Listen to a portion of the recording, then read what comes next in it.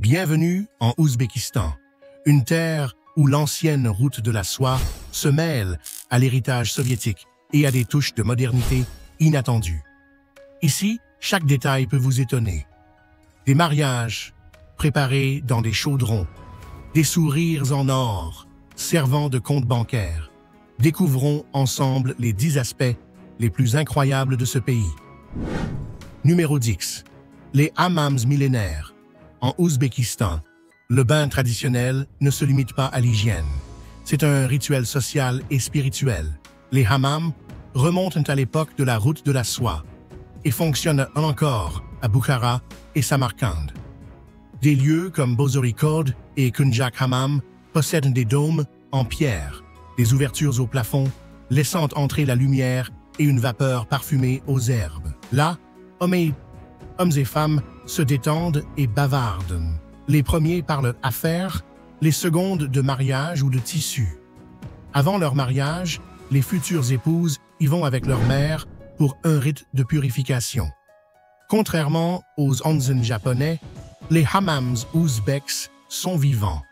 Les conversations et la vapeur créent une ambiance chaleureuse, familiale et animée. Une tradition ancienne qui continue de vibrer au cœur des villes. Numéro 9. Des femmes modernes en tenues occidentales. L'image d'un Ouzbékistan conservateur où les femmes sont soumises est dépassée. Dans les villes, surtout à Tachkent, on voit l'été des jeunes femmes en jeans, débardeurs et jupes colorées. Les habits du traditionnel, comme les châles ou robes brodées, ne sont portés que lors des cérémonies. Les femmes enseignent à l'université, dirigent des entreprises et travaillent dans les médias ou la politique. En 2025, elles occupaient environ 17% des sièges parlementaires, devançant même la Russie. Dans la vie quotidienne, elles reçoivent des marques de galanterie, non par soumission, mais par respect culturel. Les mariages avec des étrangers augmentent, signe d'ouverture. Bien que le processus légal reste complexe, la société urbaine évolue rapidement. L'Ouzbékistan citadin étonne par son dynamisme et le rôle actif et visible des femmes chaque jour. Numéro 8. Polygamie religieuse, mais illégale. En Ouzbékistan, la polygamie est officiellement interdite.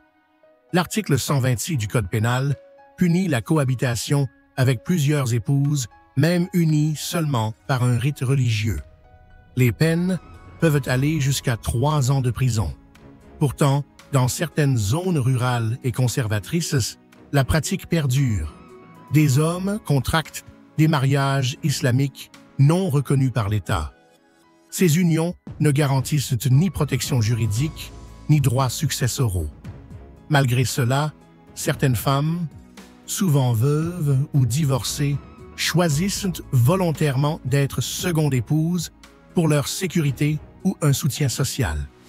Dans une société où le mariage reste central, vivre en famille est préféré à la solitude.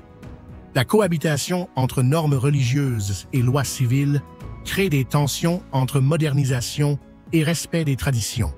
Un équilibre délicat, toujours en mutation. Numéro 7. Mariage collectif et chaudron de plof. En Ouzbékistan, les mariages ne sont pas privés, mais des fêtes collectives. Une tradition forte est l'Osh Tayorlash, la préparation communautaire du plof. À l'aube, hommes de la famille et voisins se réunissent, chacun avec un rôle. Couper les carottes, surveiller le feu, cuisiner la viande. Le tout autour d'un kazan géant, un chaudron en fonte de parfois 1,5 mètre de diamètre. Le tout accompagné de thé vert, musique populaire et éclats de rire. Ce moment renforce les liens entre générations et familles. Plus qu'un plat, le plov devient symbole de solidarité et d'identité. Dans les mariages ouzbeks, la nourriture ne comble pas seulement la faim, elle nourrit aussi l'esprit de communauté. Numéro 6. Des sourires dorés comme épargne. En Ouzbékistan, surtout en campagne, les dents en or sont symboles de statut social et méthodes d'épargne. Les femmes âgées arborent des sourires brillants, perçus comme élégantes et respectables. Les cliniques proposent une couronne, appareils dentaires et même décorations gravées en or. Ce métal précieux représente une sécurité. En cas de besoin, il se revend facilement. Alors que les villes privilégient la céramique ou les composites, les campagnes gardent ce sourire doré comme une marque de distinction. Une pratique mêlant tradition, esthétique et utilité. Un exemple de culture ayant une valeur fonctionnelle. Dans un monde où l'or se porte au cou, en Ouzbékistan, il brille aussi entre les dents, fièrement. Numéro 5. Les funambules de Darboz. Marcher sur un fil suspendu dans le vide en Ouzbékistan est un art, le Darboz. Ce n'est pas seulement un spectacle, mais un héritage culturel. Lors de fêtes comme le Navruz ou les foires d'été, les artistes traversent des cordes tendues entre bâtiments, parfois à 50 mètres de haut. Ils portent des habits blancs traditionnels, chaussures souples en cuir et coiffes locales. Les tambours résonnent. Le public retient son souffle. Ce savoir se transmet souvent de génération en génération, avec des familles d'artistes actives depuis des siècles. Le Darboz incarne courage, maîtrise et beauté. À une époque où tout le monde regarde vers le bas, on lève ici les yeux pour suivre chaque pas suspendu. Une tradition qui perdure, portée par ces artistes entre ciel et terre, gardiens d'un art spectaculaire d'Asie centrale. Numéro 4. La République du Karakalpakstan. Le Karakalpakstan est une vaste région autonome couvrant 40% du territoire ouzbek. Dotée d'un parlement et d'une constitution, elle prévoyait jusqu'en 2022 un référendum possible pour l'indépendance. Quand le gouvernement voulut supprimer cette clause, des protestations éclatèrent à Nukus, causant des morts. Le peuple Karakalpak parle une langue turque et maintient des traditions nomades comme la pêche et l'artisanat. Les habitations typiques incluent des yourtes décorées et des tissus brodés. À Nukus se trouve le musée Savetsky, célèbre pour sa collection d'art d'avant-garde soviétique. Malgré ce riche héritage, la région est touchée par des crises environnementales, le chômage et la pauvreté. Le désastre de la mer d'Aral a empiré la situation, poussant de nombreux jeunes à émigrer. Le Karakalpakstan reste un symbole d'identité et de résistance culturelle dans un contexte difficile. Numéro 3. Chevrolet partout. En visitant l'Ouzbékistan, on remarque vite que presque toutes les voitures sont des Chevrolet. C'est le fruit d'un partenariat avec General Motors, produisant des véhicules à indigènes depuis 2008. Exemptées de droits de douane, elles coûtent entre 7 et 14 000 $. En 2019, la marque représentait 94% du marché. Dans un pays où le revenu annuel moyen est inférieur à 2 500 $, le choix est dicté par la nécessité. Les marques étrangères comme Toyota ou Volkswagen restent inaccessibles. Les modèles Chevrolet dominent les rues, surtout à Tachkent. Grâce à une économie planifiée et des taxes protectionnistes, ce monopole industriel a pu s'installer. C'est l'un des rares cas au monde où une seule marque domine le paysage automobile entier. Numéro 2. Le thé comme langage social. En Ouzbékistan, le thé n'est pas qu'une boisson, c'est une forme de dialogue.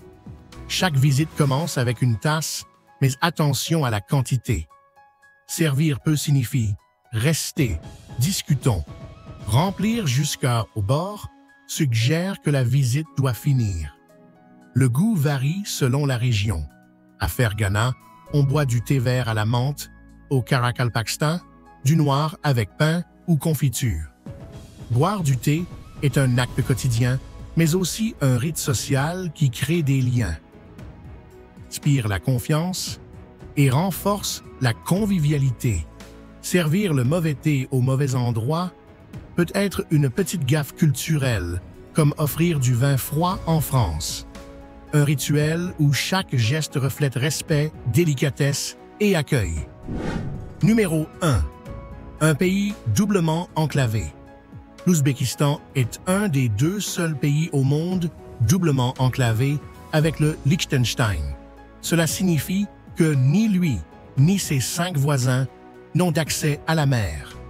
Malgré cet isolement, c'est le pays le plus peuplé d'Asie centrale, avec plus de 36 millions d'habitants. Le climat est extrême. Été dépassant les 40 degrés, hiver en dessous de 0. Pourtant, cette terre produit parmi les melons les plus sucrés du monde. Le taux d'alphabétisation atteint 99%.